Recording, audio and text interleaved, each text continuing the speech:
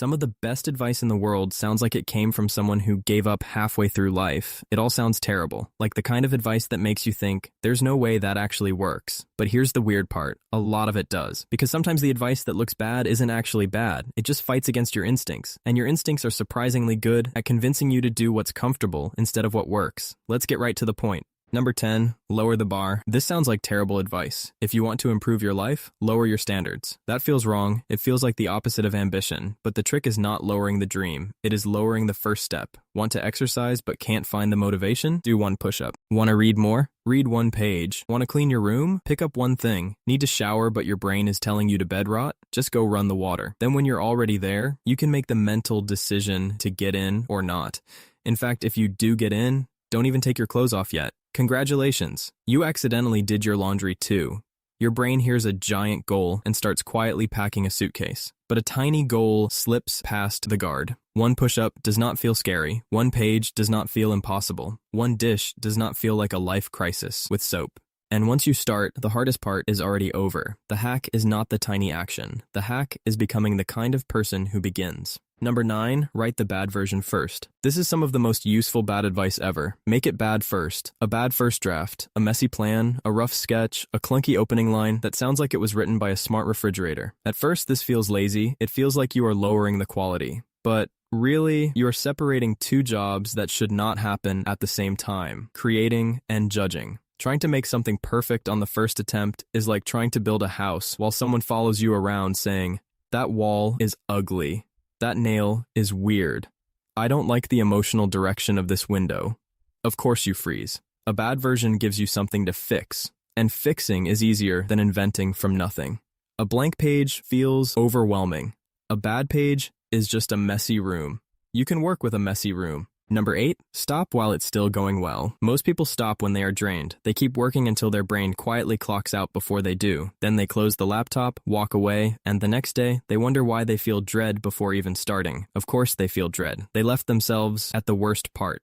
This hack says to stop while you still know what comes next. Stop when there is still a little energy left. Stop when the next sentence is visible. Stop when the next step is obvious. That way, tomorrow does not begin with panic. It begins with a runway. Imagine leaving a puzzle with one piece half placed. The next time you sit down, your brain does not have to search the whole table. It feels inefficient because you are stopping early, but you are not quitting. You are planting a handle for your future self to grab. Number 7, make things harder on purpose. This sounds like advice from someone who does not understand the point of technology. Make things harder? Why? Because convenience is amazing when it helps the right behavior, but convenience is dangerous when it helps the wrong one. Put your phone in another room. Log out of the app. Hide the snacks somewhere annoying. Move the remote. Put one of those "I'm not a robot" tests on your disposable vape. It somehow has more computing power than a 1990s cell phone anyway. Make the bad habit require standing up, walking, opening something, remembering a password, and experiencing a tiny amount of personal disappointment. That sounds ridiculous. But humans are surprisingly easy to redirect.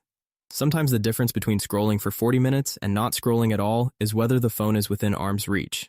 That is both embarrassing and useful. Your brain is not always making deep philosophical decisions. Sometimes it is just reaching for the nearest shiny rectangle. So do not fight the shiny rectangle with willpower. Move the shiny rectangle. Number 6, quit faster. Never give up sounds powerful. It looks great on a poster, but in real life, some people do not have a discipline problem. They have a wrong project problem. They are working hard. They are staying loyal. They are pushing through, but they are pushing through a door that says, pull. Quitting faster does not mean quitting the second something gets uncomfortable. That is not strategy. That is just your brain seeing effort and yelling, emergency. The real hack is quitting things that are clearly not worth the cost. A bad system, a dead-end plan, a commitment you only keep because you are scared of looking inconsistent. Sometimes quitting is not failure. Sometimes quitting is taking your foot off the gas because you finally notice the car is pointed at a lake. The key question is simple.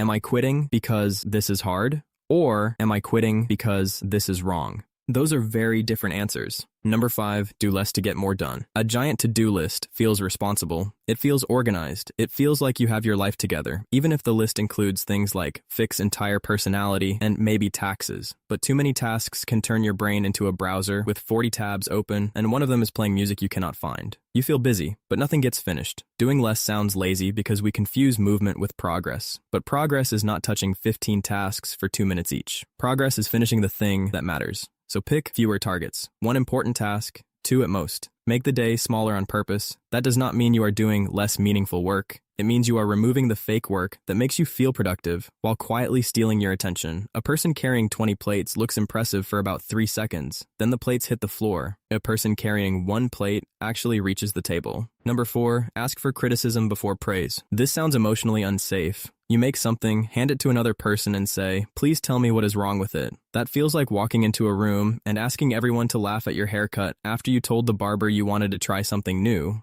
But criticism is useful when you ask for it correctly. The mistake is asking, do you like it? Most people are polite. They do not want to hurt your feelings. So they say, yeah, it's good, which is nice, but not very useful. Instead, ask better questions. Where did you get bored? What confused you? What part felt too slow? What would make you click away? Now you are not asking them to judge your soul. You are asking them to find leaks in the boat. Praise tells you what already works. Criticism tells you where the treasure is buried. It still stings, of course. But a tiny sting now is better than launching the whole thing and realizing the audience quietly left through the side door. Number 3, sleep on the problem. Sometimes the worst time to solve a problem is right when you are most desperate to solve it. You know that feeling. You are tired, your brain is hot, the same thought keeps spinning around like a shopping cart with one broken wheel. So you push harder, you stare at the screen, you reread the same sentence. You make a decision, then immediately distrust the decision, then distrust the distrust. At that point, you are not solving the problem. You are letting the most exhausted version of yourself hold the steering wheel. Sleeping on it sounds like avoidance, but sometimes distance is the tool. When you step away, the problem changes shape. You come back and notice the thing that was invisible before. That is why answers love showing up in the shower, on a walk, or right as you are about to fall asleep. Your brain has terrible customer service hours, but it does keep working. Number 2, say no before you explain. People often destroy their own boundaries by explaining too early. They say, I can't because I have this thing, and then maybe later, unless something changes, but I feel bad, and maybe we could. And now the no has turned into a negotiation. The other person may not even be trying to pressure you, but the more you explain yourself, the more it sounds like your answer is up for debate. A clean no can be kinder because it is clear. No, I can't do that. No, that does not work for me. No, thank you. You can still be warm. You can still be polite. You can still be a decent human being, but you do not need to build a legal defense for every boundary. The more you explain, the more it sounds like your decision is still open. Sometimes the strongest sentence is the shortest one. And finally, number 1, ignore motivation. Motivation feels amazing when it shows up. It kicks open the door, turns the sun on, throws a piece of paper with the words game plan on the table, and says, today's the day. Beautiful. The problem is that motivation is unreliable. It visits like a friend who says, we should hang out soon, and then disappears for 6 months, or maybe indefinitely. So the bad advice is this: ignore motivation. Do not wait to feel inspired. Do not wait for the perfect mood. Build systems that work when motivation is missing. Put your shoes by the door. Leave the document open. Prepare the next step before you need it. Make the good action obvious and the bad action annoying. Because the goal is not to become a magical person who wakes up every morning glowing with purpose. The goal is to make the right thing easy enough that even your tired, dramatic, low-battery self can still do it. And that is the real pattern behind all of these hacks. They look like bad advice because they are not trying to impress anyone. Every hack on this list has one thing in common.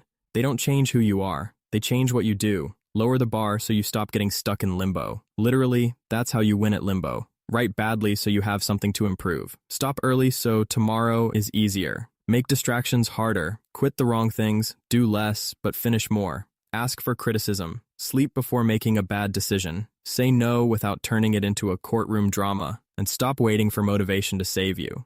Because the biggest lie we tell ourselves is that we'll magically become more disciplined tomorrow. Most of the time, you don't need better advice. You just need advice that actually works, even if it sounds terrible. If you enjoyed this video, make sure you like and subscribe so you don't miss the next one.